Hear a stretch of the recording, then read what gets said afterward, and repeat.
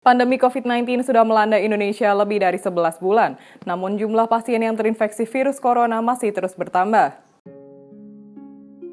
Berdasarkan data pemerintah pada Kamis 4 Februari 2021 pukul 12 siang, terjadi penambahan 11.434 orang yang terjangkit COVID-19 dalam 24 jam. Dengan demikian, jumlah kasus COVID-19 kini berjumlah 1.123.105 orang, terhitung dari Maret 2020 saat diumumkannya pasien pertama. Informasi tersebut disampaikan Satuan Tugas Penanganan COVID-19 pada Kamis sore. Data tersebut juga bisa diakses melalui laman covid19.go.id. Data yang sama juga menunjukkan ada penambahan pasien sembuh sebanyak 11.641 orang dalam sehari. Mereka dinyatakan sembuh setelah mendapatkan hasil 2 kali negatif dalam pemeriksaan laboratorium polymerase chain reaction atau PCR. Dengan begitu, jumlah pasien yang sembuh dari COVID-19 kini berjumlah 917.306 orang. Kendati demikian, dalam periode yang sama juga terlihat masih ada penambahan pasien COVID-19 yang tutup usia sebanyak 231 orang. Sehingga pasien yang meninggal dunia akibat COVID-19 di Indonesia kini mencapai 31.001 orang.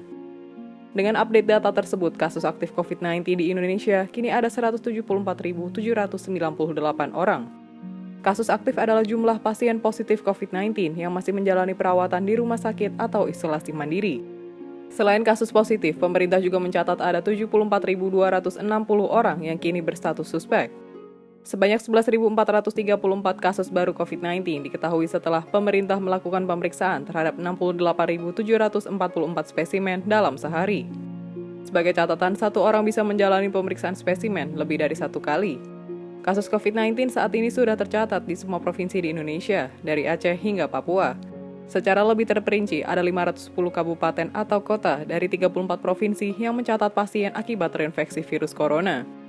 Artinya, lebih dari 99% wilayah di Indonesia sudah terdampak pandemi COVID-19. Penularan tidak hanya terlihat semakin tinggi dari angka kasus, tetapi juga meluas.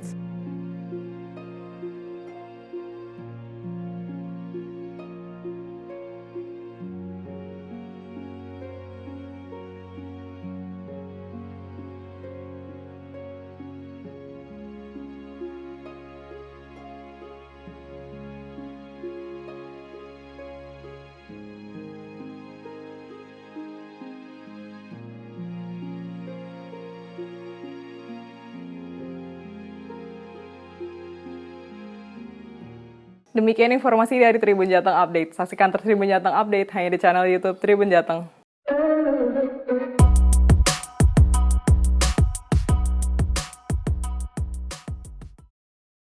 Ikuti update terbaru dari sosial media Tribun Jateng.